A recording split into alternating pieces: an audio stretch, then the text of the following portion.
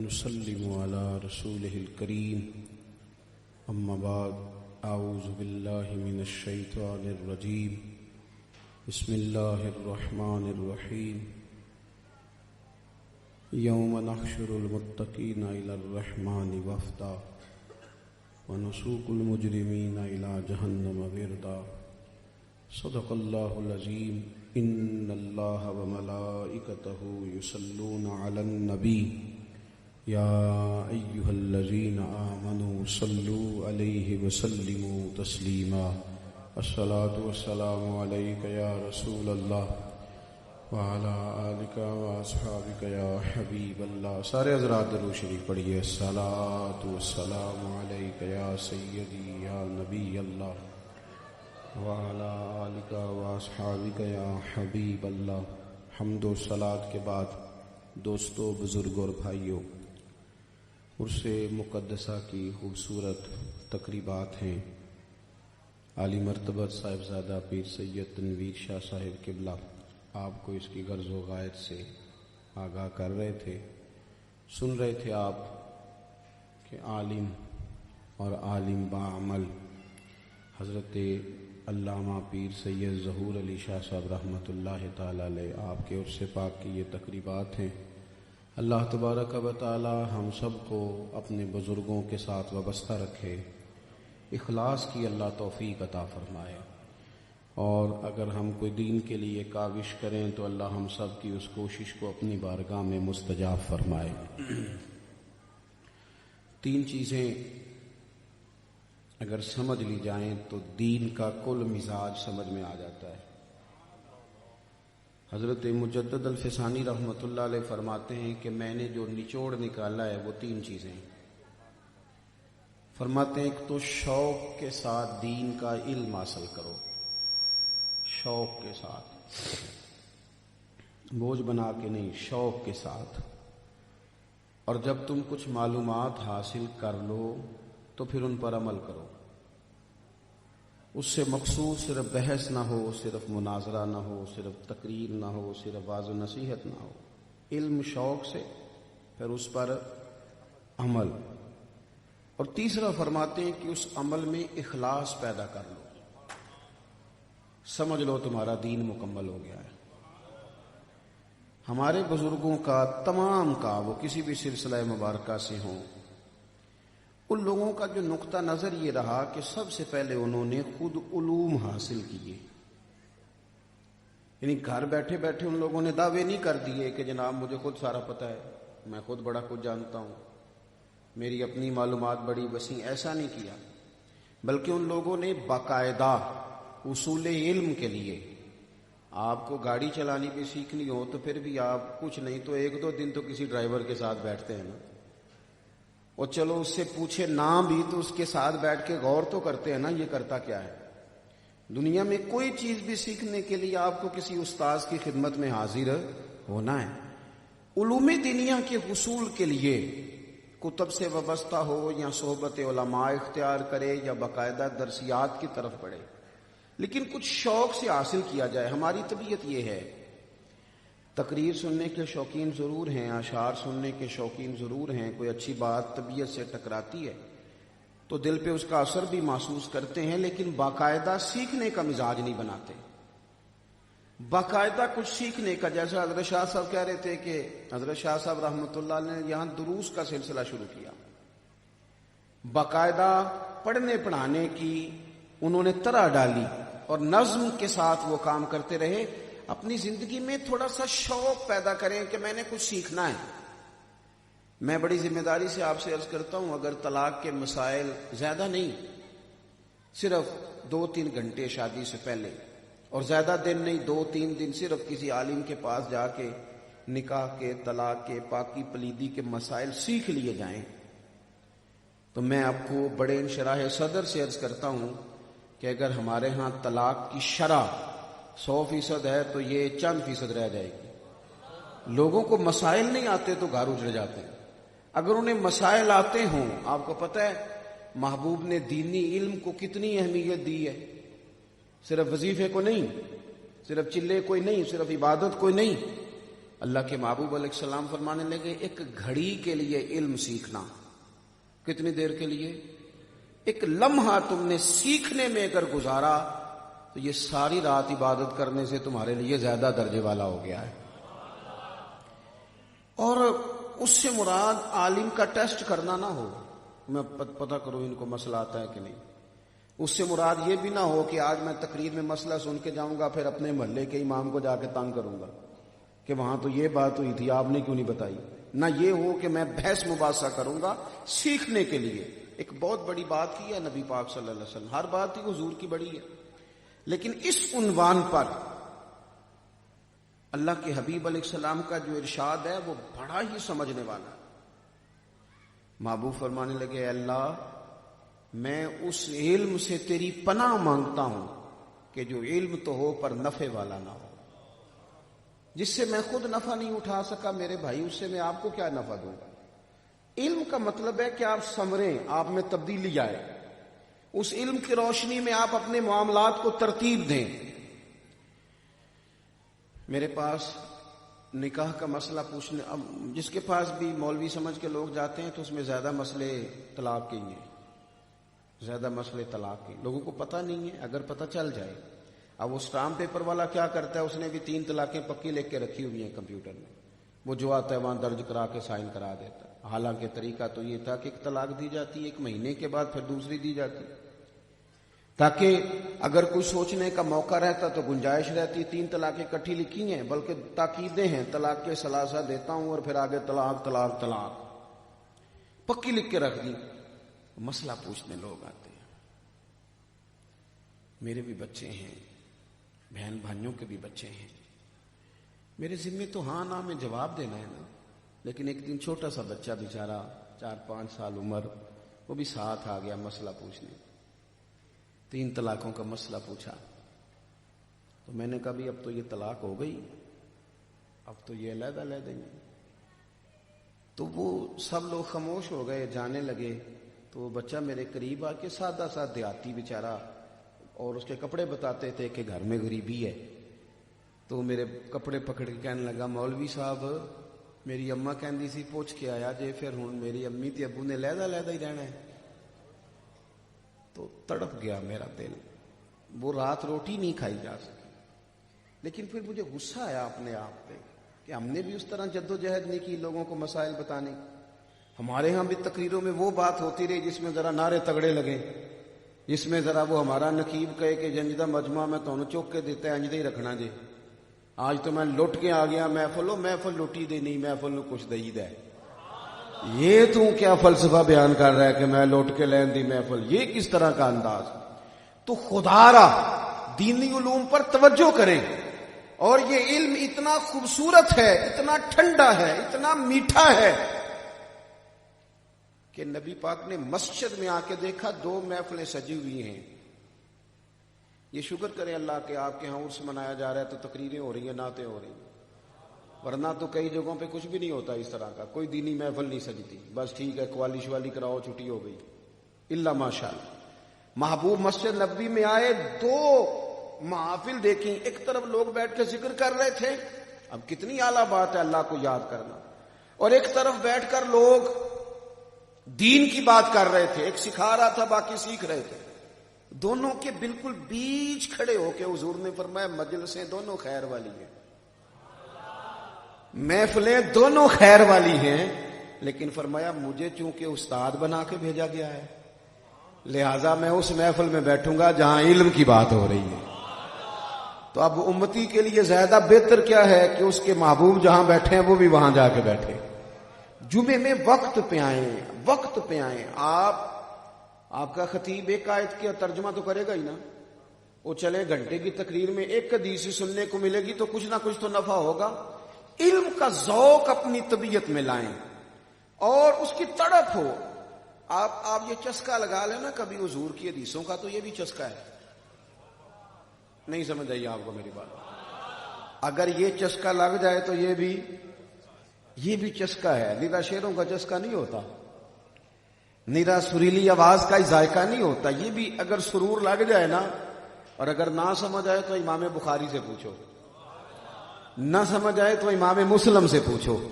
ساری رات گزر جاتی تھی حدیثوں میں, نیند ہی نہیں آتی تھی. حضور کے جو فرامین ہے نا, ایک ایک بات کبھی کھولو گے نا آپ یقین کرو. کبھی حدیثیں پڑھنی بندہ شروع کرے تو یوں لگتا ہے مدینے والے ساری باتیں میرے ساتھ ہی کر رہے ہیں, یہ سبق مجھے ہی پڑھایا جا رہا ہے. یعنی اس طرح محسوس ہوتا ہے کہ ایک نوجوان مجھے کہنے لگا زندگی کا مقصد کوئی نہیں ملتا, وہ مقصد ہو جائے. میں نے کہا تو حضور کی کوئی ایک حدیث پڑھنا.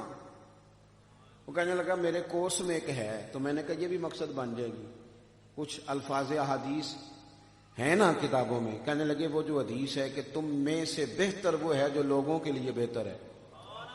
تو میں نے کہا لو ان 2 جملوں پہ زندگی گزار لو, ارادہ کر لو کہ میں نے ماں باپ کے لیے بھی بہتر بننا ہے, استادوں کے حق میں بھی بہتر بننا ہے, مشائخ کا بھی پورا فرما بردار بن کے بہتر بننا ہے, دوستوں کے حق میں بھی بہتر بننا ہے, پڑوسیوں کے حق میں بھی بہتر بننا ہے, محلے داروں کے حق میں بھی بہتر بننا ہے, سسرال والوں کے حق میں بھی بہتر بننا ہے, دینداروں کے حق میں بھی بہتر بننا ہے.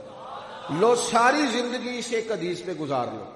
محبوب کی تو باتیں اتنی شاندار ہیں, ان میں کبھی گم ہو کے دیکھو, اور اگر یہ چسکا لگ جائے تو شاہ بقی الدین ابن مخلد کہتے ہیں میں اپنے استاد سے حدیث پڑھتا تھا تو سرور ذرا بڑھ گیا. کیف ذرا استادوں سے باتیں سنتا نا, میں بلبلے خوش لہجائے گلزار نبی ہوں, میٹھی میری باتیں ہیں میں نمک خار نبی ہوں. تو ذرا نا ذائقہ لگ گیا, چسکا لگ گیا بات کا. کیونکہ یہ لوگ اپنی تو کرتے نہیں, یہ تو حضور کی کرتے ہیں. انہی کی محفل سوارتا ہوں, چراغ میرا ہے رات ان کی, انہی کے مطلب کی کہہ رہا ہوں, زبان میری ہے بات ان کی. تو اس میں یہ ہوتا ہے, یہ مہربانی کریں جی آپ نے تو اتنی مجھے دعا ملی ہے شاہ صاحب سے, تو میں تو سادات کی برکات لینے آیا ہوں. آپ اس چکر میں نہ ڈالیں ہمیں, اللہ آپ کو جزائے خیر. یہ پیسے جیب میں رکھیں, نالے ویسے بھی پہلے آپ ہی کھلاریے پھر آپ ہی کٹھے کریے. یہ کس طرح کا مثلا سلسلہ ہے, ایک بندہ کھلار دے تو 4 پھر انہوں نے کٹھے کر دیں. اللہ آپ کو خوش رکھے. اب میری بات سنیں, اللہ آپ کو برکات عطا فرمائے. شاہ بقی الدین ابن مخلد کہتے چسکا لگ گیا کہ میں نے حدیث پڑھنی ہے. میرے استاد کہنے لگے پتر تیرا ظرف بڑا ہے, تیرے اندر پیار بڑا ہے, تو نہ بغداد چلا جا امام احمد بن حنبل کے پاس. ہمیں تو ہر جمعے گھر میں حدیثیں ملتی ہیں نا, تو پھر بھی کچھ لوگ ہیں جو کہتے ہیں مولوی صاحب ٹائم تھوڑا رہ گیا, جمعے ٹائم ہو گیا, گھڑیاں دکھاتے ہیں. کہتے میں بغداد کے لیے نکلا اور امیر ماں باپ کا بیٹا تھا, کشتی پہ بیٹھا, رستے میں طوفان آ گیا, کشتی ٹوٹ گئی, کچھ لوگ بیچارے شہید بھی ہوئے. کہتے ہیں میں ایک جزیرے پہ چلا گیا, 1 مہینہ پتے کھا کے گزارا کیا. پھر ایک کشتی آ رہی تھی, انہوں نے مجھے دیکھ کے اشارہ کیا, اس میں بیٹھا, بغداد پہنچا. تینوں لب دیا آپ ہی گواچے, سانو اپنی خبر نہ کوئی. کہتے ہیں بغداد شریف پہنچ گیا, شکر اللہ کا کیا, محبوب کی بات سنوں گا. کہا امام احمد بن حنبل. تو لوگوں نے کہا وہ تو ماحول ہی خراب ہو گیا, بادشاہ ان کا مخالف ہو گیا, مدرسہ بند ہو گیا, امام صاحب اپنے گھر میں قید ہیں. ہمیں بھی آج کل شاگرد مرید ملتے ہیں, پر وہ ٹیلی فون کرتے ہیں استاد جی میں آ گیا, تیار ہو جاؤ. اور اگر کوئی 20 منٹ کسی کو ویٹ کرنا پڑ جائے تو مولوی صاحب کا انتظار کرے, یہ کیسے ہو سکتا ہے؟ الٹا مولویوں کو میری طبیعت بعض اوقات بڑی شدت میں آ جاتی. ہمارے مدرسے میں تو رواج ہی نہیں, ہم نہیں بچوں کو بھیجتے ختم شریف پہ, پابندی ہے. ایک آدھ جگہ پہ جانے کا موقع ملا, کہیں سے بچے آئے ہوئے تھے, تو وہ کیا کہہ رہے ہیں, وہ گھر والے وہ کہہ رہے ہیں پتر 2 سپارے اور پڑھو, اجے دیگ لیٹ ہے. تو بڑا مجھے تکلیف ہوئی. میں نے ان سے کہا کہ اگر آپ کے گھر میں بچی کا کوئی رشتہ دیکھنے آئے, بیٹے کا رشتہ دیکھنے آئے, کوئی ایم پی اے صاحب آئے, کوئی ویسے مہمان آئے, کبھی آپ نے کہا ہے کہ آدھا گھنٹہ بیٹھے ابھی ہمارا کھانا دیر لیٹ ہے, ہو سکتا ہے آپ یہ لفظ ادا کریں؟ کیا مطلب ہم نے سمجھ لیا ہے دین کو, اور کیا ان لوگوں کا ہم نے حال کیا ہے. میں نے کہا چلو ٹھیک ہے, یہ 2 سپارے پڑھتے ہیں, آپ بھی سارے گھر والے آئیں, 2 آپ بھی پڑھے, آگے ادھر بیٹھے. آپ نے پابندی لگائی ہے پورا قرآن پڑھو, اور میرے نبی پاک نے فرمایا قرآن پاک اتنی دیر پڑھو جتنی دیر تمہارا دل جمے, جب طبیعت نہ جمے تو چھوڑ دو. آپ نے کیسے پابند کیا پورا قرآن پڑھنے پر؟ کس دلیل کی روشنی میں طلباء کو پابند کیا؟ بس جی وہ چونکہ قاری صاحب بیچارے کمیٹی کے پابند ہیں اور بچے قاری صاحب کے پابند ہیں، تو ان مشکلات سے نکالیں اپنے آپ کو۔ شکایت ہے مجھے یا رب خدا بندان مکتب سے، سبق شاہی ہے بچوں کو دے رہے ہیں خاک بازی کا۔ اور اقبال کہنے لگے گلا تو گھونٹ دیا اہل مدرسہ نے تیرا، اب کہاں سے آئے گی صدا لا الہ الا اللہ۔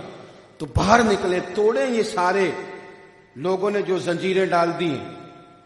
کہتے ہیں وہ مدرسہ تو بند ہو گیا، امام صاحب قید میں، اب کیا کروں؟ فرماتے ہیں میں نے ہمت نہیں ہاری، کرفیو کا سما تھا، پولیس گلی میں کھڑی تھی، میں نے کہا وہ کوئی مجھے امام صاحب کا گھر بتا دے گا؟ کئیوں کی منت کی کوئی بھی نہ مانا۔ ایک کہنے لگا صرف اشارہ کروں گا، صرف اشارہ، اور ہاتھ کا نہیں آنکھ کا۔ کہتے انہوں نے گھر بتا دیا، وہ گلی کے آخری کونے میں امام صاحب کا گھر ہے۔ اب میں نے سوچا کیسے پہنچو امام صاحب تک؟ یہ ہے علم کا شوق، سیکھنے کی لگن، یہ لگ جائے صحیح، یہ لگ جائے صحیح۔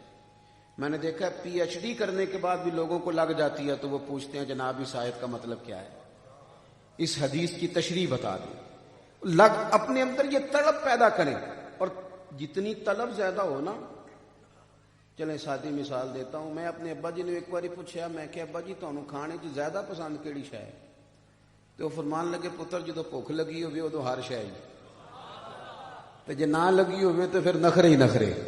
میری بات کی سمجھ آ رہی ہے؟ اگر طلب ہو نا تو پھر آپ جس استاد کے پاس بھی جائیں گے فیض ملے گا، اور اگر طلب نہیں، شوق نہیں، تو پھر بہانے ہی بہانے، پھر کہانیاں ہی کہانیاں۔ فرماتے ہیں کہ آنکھ کے اشارے سے کہا یہ گھر ہے۔ اب میں نے سوچا استاد صاحب تک پہنچوں کیسے جاؤں؟ پہلے سوچا پھل نہ بیچنے شروع کر دوں کہ بھئی پھل لے لو، پھل لے، امیر گھر کا بچہ تھا، شاید کوئی آ جائے۔ فرماتے ہیں پھر سوچا کہ پھل بیچوں گا تو ہر دروازے تک تو نہیں نہ جا سکتا، کوئی دروازہ کھولے کوئی نہ کھولے۔ پھر کچھ اور ذہن میں باتیں ہیں، پھر طے کیا، باتیں تھوڑی کرنی ہیں آپ سے، مختصر کرتا ہوں۔ طے کیا کیا؟ کہتے میں نے پگڑی اتار لی، کپڑے پھاڑ لیے، اور گلے میں مانگنے والا کاسا ڈال لیا۔ او سجنا یار مناؤن دی خاطر اساں کی پیس بٹائے۔ کہتے ہیں وہ میں نے ہاتھ میں پیالہ پکڑ لیا، دروازے جاتا، 1 دینار کا سوال ہے، 1 دینار کا سوال ہے۔ پولیس دروازے پہ تھی، امام احمد بن حنبل کا دروازہ آیا تو میں نے رو کے صدا لگائی، فقیر ہوں، 1 دینار کا سوال ہے۔ امام صاحب باہر آئے، نورانی چہرہ، سونا امامہ، ایک سونا دوجا منہ دا مٹھا، تیجے قاتل نین رسیلے۔ کہتے ہیں کہ وہ اس کیف کے ساتھ باہر تشریف لائے، اور جب انہوں نے آ کے 1 دینار میرے پیالے میں ڈالا تو میں تو رو ہی پڑا۔ میں نے ان کے ہاتھ چوم کے کہا، میں نے کہا سونیا میں تو بڑی دور سے چلا ہوں، بڑی دیر سے، دینار نہیں چاہیے، مصطفیٰ کا فرمان چاہیے، مجھے 2-4 حدیثیں حضور کی پڑھا دیں۔ فرماتے ہیں امام صاحب کی آنکھیں بھی بھار آئیں۔ فرمایا اس حال میں؟ کہا حضور میں روز مانگنے آؤں گا فقیر بن کے، سجنا یار مناؤن دی خاطر اساں کی پیس بٹائے۔ کہتے میں خیرات بن کے، سوالی بن کے روز جاتا، 1 دینار امام صاحب ڈالتے اور چند حدیثیں بھی پڑھاتے۔ کہتے ہیں پھر جب میں بیٹھ کے رات کو یاد کرتا تو میری روح معراج کرتی، حضور کے فرمان پڑھتا تو باطن پہ نور اترتا۔ فرماتے ہیں اس کیف سے میں سبق پڑھتا رہا، سالوں بیتے، حالات بدلے، تلک الایام نداولها بین الناس، رب دن پھیر دیتا ہے لوگوں کے بیچ۔ فرماتے ہیں نیا بادشاہ آ گیا، وہ امام صاحب کا عقیدت مند تھا، اس نے مدرسہ پہلے سے بڑا بنایا، امام صاحب کو بٹھایا مسند تدریس پر۔ کہتے ہیں پھر ہم نے بھی کپڑے بدل لیے، امامہ باندھ لیا۔ جب میں پہلے دن حاضر ہوا نا، مدرسے میں رش بڑا تھا، تو مجھے دیکھ کر امام احمد بن حنبل کھڑے ہو گئے۔ فرمایا آ جا، باقیوں نے تو دین سیکھنے کے لیے سیکھا ہے، تو نے تو مانگ مانگ کے مجھ سے حضور کا دین لیا ہے، تو آگے آ جا یار، شوق پیدا کریں گے انشاءاللہ؟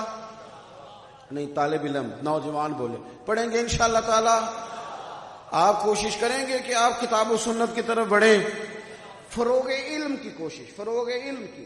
اور اگر آپ کوئی میڈیا بھی چلاتے ہیں تو ضروری تو نہیں کہ کسی کے لطیفے کو آپ آگے بھیجیں، جو صحیح سند کے ساتھ روایت آپ تک پہنچے کسی مستند عالم کی طرف سے، اس کو ذرا آگے پہنچائیں، ابلاغ میں اپنا کردار ادا کریں۔ دوسری بات، پھر اس کے فوراً بعد جو بات آتی ہے نا علم کے عمل کی، وہ ہے تقوی، پرہیزگاری۔ تقوی کا مطلب نماز پڑھنا نہیں، روزہ رکھنا نہیں، حج کرنا نہیں۔ نماز پڑھنے والا نمازی ہے، حج کرنے والا حاجی ہے، گناہ سے بچنے والا متقی ہے۔ جو محتاط زندگی گزارنے کی کوشش کرے اسے متقی کہا جاتا ہے۔ تقوی کا مطلب احتیاط سے جینا، محتاط ہو کے۔ یہ جو بزرگ تھے نا ہمارے، ان کی زندگیاں محتاط تھیں۔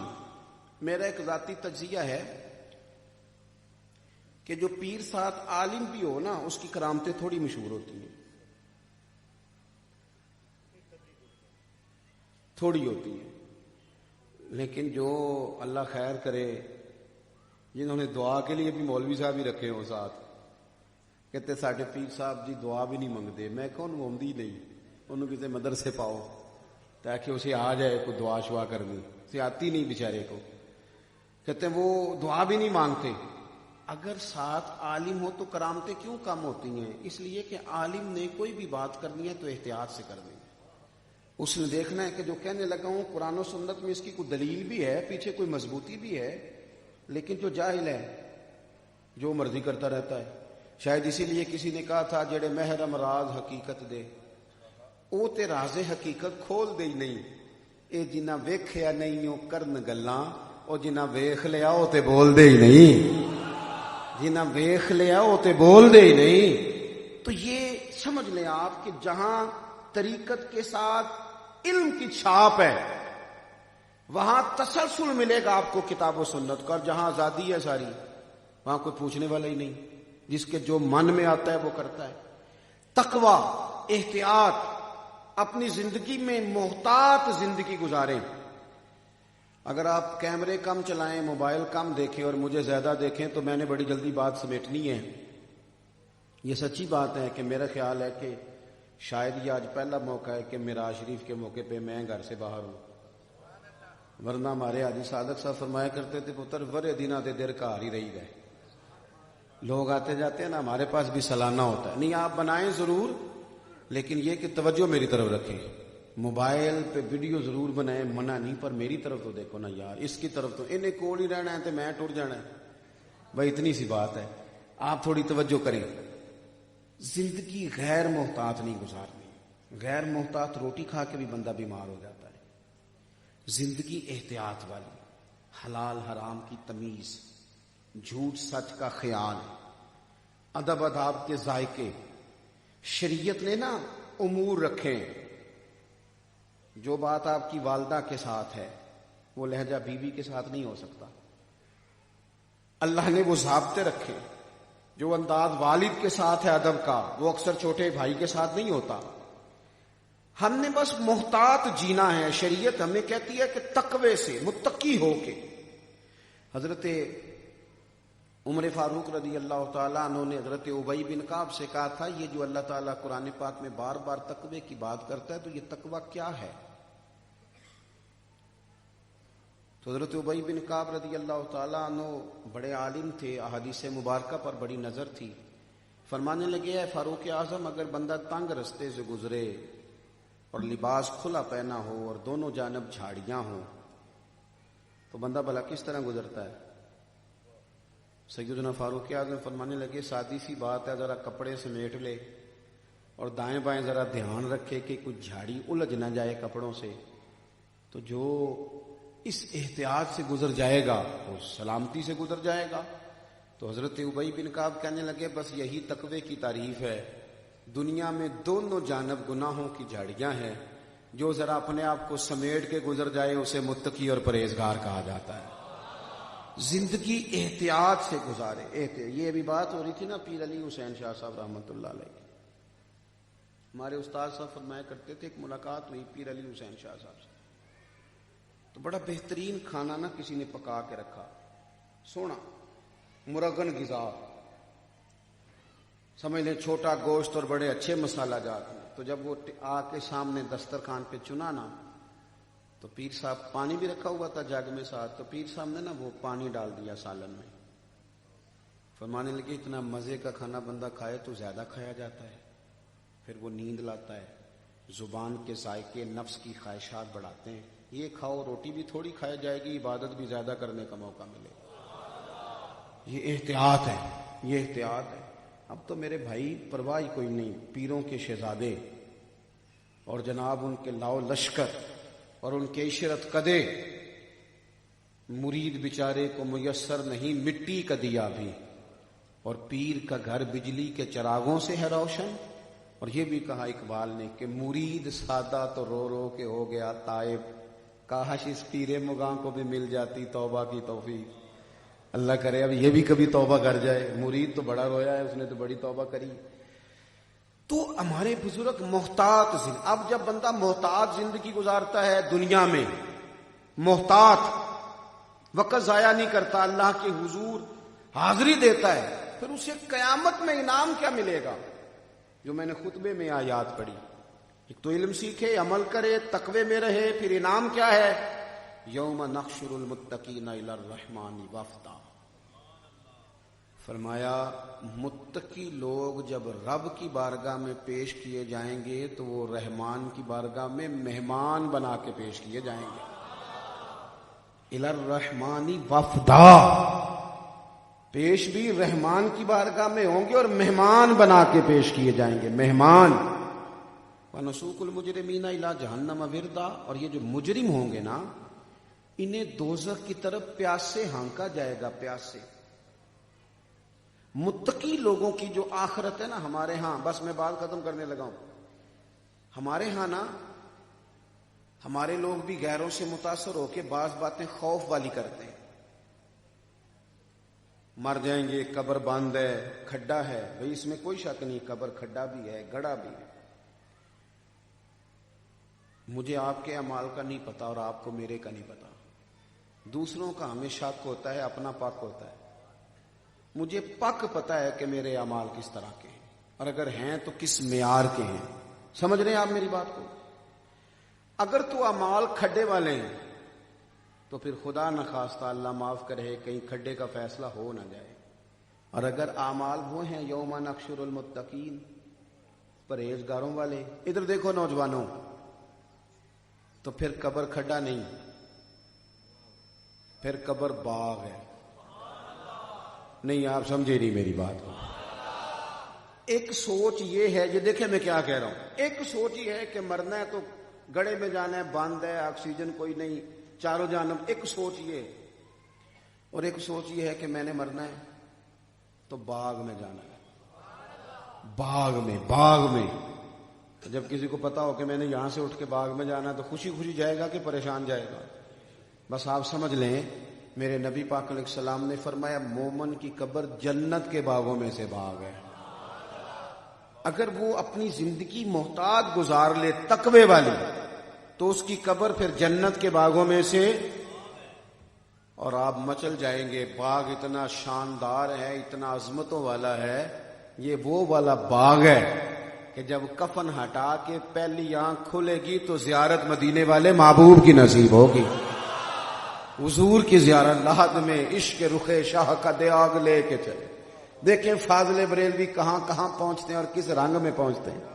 کہتے ہیں لحد میں عشق رخ شاہ کا داغ لے کے چلے، ہم نے اندھیری رات سنی تھی چراغ لے کے چلے. اور ایک درویش اور بولے، کہنے لگے میں قبر میں گیا تو فرشتے میرا کفن ٹٹولنے لگے، بھلا یہ کیا لایا ہے؟ پسے مردن فرشتوں نے جو تلاشی لی تو بھلا کیا نکلا؟ مرنے کے بعد جب فرشتوں نے تلاشی لی تو کیا نکلا؟ پسے مردن، یعنی بعد مرنے کے. کہتے پسے مردن فرشتوں نے جو تلاشی لی تو کیا نکلا؟ فقط ایک دل کے گوشے سے خیال مصطفیٰ نکلا. فقط ایک دل کے گوشے سے خیال مصطفیٰ نکلا. عزیزو، زندگی تھوڑی محتاط، غیر محتاط نہیں.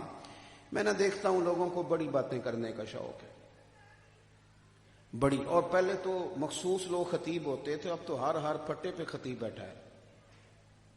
جس کے پاس زبان ہے وہ بڑی بات ہے. بلکہ بہت سارے تو ایسے مجھے لوگ بھی ملے جو کہتے ہیں مولویاں نو کی پتا ہوئے تو سانو پوچھو اسی دسنے. تو اگر اللہ تعالیٰ کبھی اسپیکنگ پاور دے دے، بات کرنے کی صلاحیت ہو تو اسے مثبت استعمال کریں، غیر محتاط استعمال نہ کریں. اپنی زندگی میں ان باتوں کا خیال کریں. ایک تو علم کا شوق ہو، عمل کا جذبہ ہو، اخلاص کی دولت ہو، اور زندگی تقوی والی ہو، تو یہاں بھی آپ محسوس کریں گے کہ آسانی ہے اور وہاں بھی اللہ کی رحمت ہے. شاہ صاحب نے بھی کہا تھا، میں بھی گزارش کرتا ہوں کہ محفلیں سرکار کے نام کی ہیں، لوگ تو آتے جاتے رہتے ہیں، تو ہمیں نظریاتی بننا چاہیے، نظریاتی ہونا چاہیے. آپ اسی طرح بیٹھیں، میرے استقبال کو بھی نہ اٹھیں. آپ کی مہربانی، تشریف رکھیں، اللہ آپ کو بہت سی جزا دے. سب دوست اپنی اپنی جگہ پہ بیٹھیں، جو پروگرام آ گیا وہ چلے گا. آخر دعوانا